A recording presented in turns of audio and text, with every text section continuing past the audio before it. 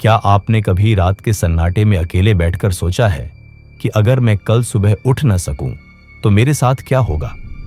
मेरा शरीर तो वहीं रहेगा, लेकिन क्या मैं भी खत्म हो जाऊंगा या फिर मेरा अस्तित्व कहीं और जारी रहेगा? यह सवाल हमारे अंदर एक गहरा सन्नाटा छोड़ देता है और हमें अपनी असली पहचान की तलाश पर मजबूर करता है। हम जानते हैं कि एक दिन मरना है, लेकिन क्या हमने कभी सच में यह जानने की कोशिश की है कि मृत्यु के बाद क्या होता है? क्या हमारी आत्मा नष्ट हो जाती है या उसकी कोई यात्रा होती है?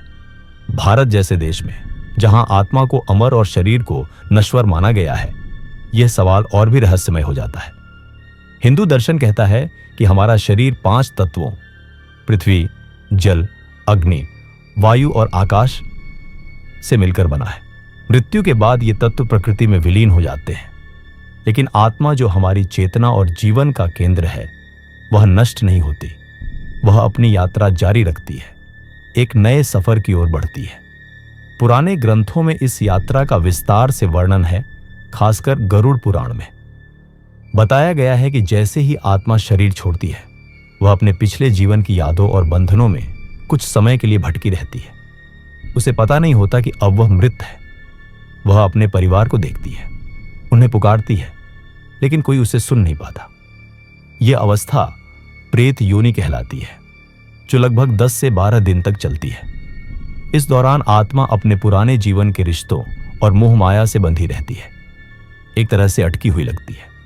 फिर यमदूत आते हैं, जो आत्मा को यमलोक की ओर ले जाते हैं, जहां यमराज के सामने उसके पूरे जीवन का हिसाब किताब होता है। यहां केवल हमारे कर्म ही नहीं, बल्कि हमारे विचार, भावनाएं, इच्छाएं और इरादे भी गिने जाते हैं।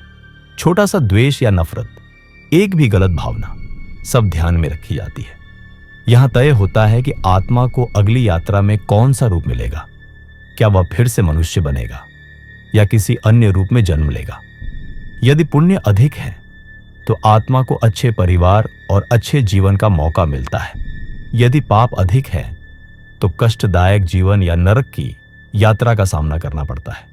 यह न्याय इतना सूक्ष्म और न्यायपूर्ण होता है कि आत्मा को अपने जीवन की पूरी गहराई समझ में आ जाती है।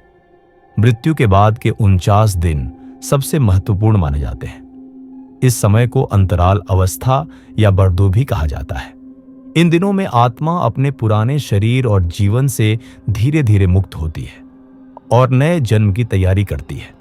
इस दौरान परिवार वाले जो प्रार्थनाएं करते हैं, श्राद्ध संस्कार और पिंडदान करते हैं, उनका सीधा असर आत्मा की इस यात्रा पर पड़ता है। यही वजह है कि हमारे पूर्वज इन कर्मों को इतनी गंभीरता से करते थे। यदि यह कर्म सही श्रद्धा से किए जाए तो आत्मा को शांति मिलती है और वह अपने अगले जन्म की ओर बढ़ जाती है। अब पुनर्जन्म की बात करें तो यह एक ऐसा रहस्य है जिसने वैज्ञानिकों को भी चौंका दिया है। दुनिया के कई हिस्सों में ऐसे हजारों बच्चे हैं जिन्होंने अपने पिछले जन्मों की स्पष्ट यादें बताई हैं। कुछ बच्चों ने अपने पिछले परिवार के नाम, उनके घर के बारे में बातें की हैं और अपने मरने के तरीकों का भी उल्लेख किया है। जब इन बातों की जांच की गई तो कई बार वे सही साबित हुई। इयान स्टीवेंसन, जो वर्जीनिया विश्वविद्यालय में प्रोफेसर थे, उन्होंने 40 साल तक 2500 से अधिक केसों का अध्ययन किया। उनके अनुसार बच्चों को पिछले जन्म की इतनी स्पष्ट यादें थीं कि उन्हें झूठ नहीं कहा जा सकता। एक उदाहरण के तौर पर भारत के श्यामलाल शर्मा नाम के 5 साल के बच्चे ने अपने पिछले जन्म के बारे में जो कहा वह पूरी तरह सच निकला। उसने अपने पुराने घर, परिवार, दुकान, पत्नी, सब कुछ इतना विस्तार से बताया कि जांचकर्ताओं के लिए इसे नकारना मुश्किल हो गया। ऐसे अनुभव विज्ञान को भी पुनर्जन्म के विचार पर गंभीरता से सोचने को मजबूर कर रहे हैं। हर आत्मा का अंतिम लक्ष्य होता है मोक्ष, जन्म मरण के चक्र से मुक्त होना। जब आत्मा अपने सारे कर्म पूरे कर लेती है और मोह माया से ऊपर उठ जाती है, तब वह ब्रह्म के साथ एकाकार हो जाती है। वह फिर कभी जन्म नहीं लेती। उपनिषदों में नचिकेता और यमराज के संवाद में स्पष्ट रूप से बताया गया है कि मृत्यु के बाद चेतना बनी रहती है और वह उस स्थिति तक पहुंच सकती है जहां केवल शांति और परमानंद होता है।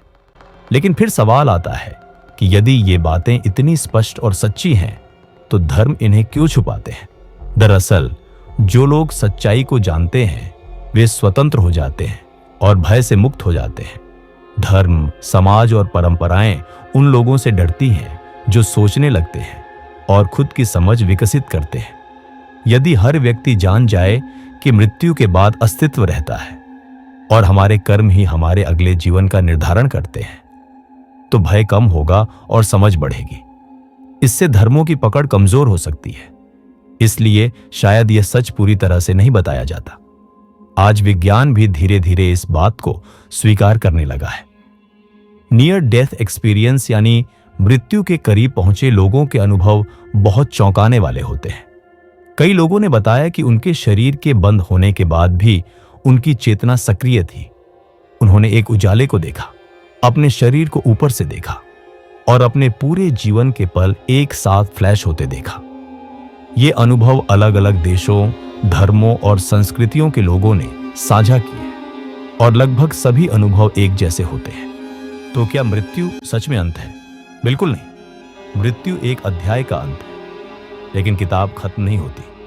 आत्मा की यात्रा जारी रहती है और जब तक हम इसे समझ नहीं पाते तब तक हम जीवन को पूरी तरह नहीं जी पाते। अब सोचिए, यदि आप जानते हैं कि एक दिन आपको सब छोड़कर जाना है, तो क्या आप ऐसा जीवन जी रहे हैं जो आपको अगले जन्म में शांति देगा, या फिर आप मोह, लोभ, ईर्ष्या और द्वेष में उलझे हुए हैं? मृत्यु को जानना और स्वीकारना ही असली जीवन की शुरुआत है। मृत्यु का नाम सुनते ही लोग डर जाते हैं, जैसे कोई ऐसा अंधकार हमारे सामने खड्डा हो जिसे न समझा जा सकता है, न पार किया जा सकता है। लेकिन अगर आत्मा अमर है और उसकी यात्रा मृत्यु के बाद भी जारी रहती है, तो डरने की बजाय हमें जानना चाहिए कि उस यात्रा का रास्ता कैसा है, उसमें क्या चुनौतियां हैं और हमें उसके लिए कैसे तैयार होना चाहिए। कई बार आत्माएं इस यात्रा में अटक जाती हैं। कुछ इच्छाएं अधूरी रह जाती हैं, कोई रिश्ता छूट जाता है, कोई वचन अधूरा रह जाता है और इन सब का बोझ आत्मा को बांध देता है। ऐसी आत्माएं भटकती हैं, कभी कभी वर्षों तक। यही वे आत्माएं हैं जिन्हें हम प्रेत, भूत या अज्ञात शक्तियों के रूप में अनुभव करते हैं। लेकिन इनका उद्देश्य डराना नहीं होता, ये बस शांति चाहती है। अगर उनके लिए सही तरीके से अंतिम संस्कार, पिंडदान और प्रार्थनाएं की जाए तो वे मुक्त हो सकती है। भारत की हर परंपरा में इन संस्कारों को गहराई से समझा गया है, क्योंकि यहां मृत्यु को अंत नहीं बल्कि एक परिवर्तन माना गया है। अब बात आती है मोक्ष की। मोक्ष केवल साधुओं या तपस्वियों के लिए नहीं है। यह हर आत्मा का जन्म सिद्ध अधिकार है, लेकिन इसके लिए आवश्यक है जागरूकता। जब हम अपने कर्मों को पहचानने लगते हैं, अपने भीतर झांकते हैं और जीवन को सिर्फ एक खेल या संघर्ष नहीं बल्कि एक अवसर की तरह देखने लगते हैं, तभी मोक्ष की यात्रा शुरू होती है। यह बाहर से नहीं आता, यह भीतर से जन्मता है। कुछ आत्माएं जानबूझकर वापस लौटती हैं, वे जिन्हें हम जन्मसिद्ध आत्माएं कहते हैं। वे ज्ञान फैलाने आती हैं, लोगों को सच्चाई की ओर ले जाने के लिए। कबीर, नानक, बुद्ध, यीशु, इन सब ने मृत्यु के पार जाकर जीवन को देखा था और वापस लौटकर हमें बताया कि जीवन क्या है। वे धर्म से नहीं, अनुभव से बोले थे। इसीलिए उनके शब्द आज भी जीवित हैं।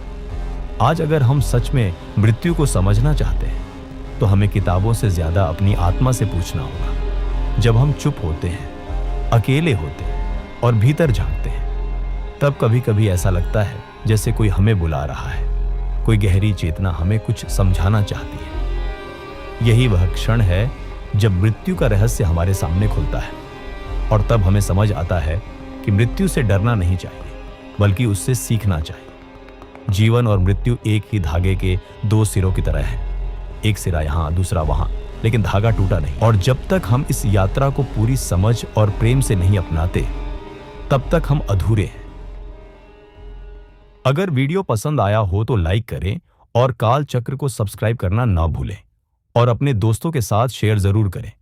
अगला वीडियो किस विषय पर हो ये कमेंट सेक्शन में जरूर बताएं। धन्यवाद।